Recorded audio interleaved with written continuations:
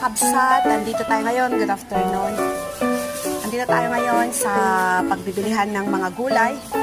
Kasi market day ko ngayon. Tignan nyo mga kabsat kung magkano lang ang sibuyas dito. 79 cent. Wala pa 60 pesos. Wala pang 60 pesos mga kakabsat ang isang kilo ng sibuyas dito. Mas mura kaysa dyan. Pero mahal ang bawang. 6. Okay. Sige, ibig sabihin, 6 is 6 times 6, 360 plus.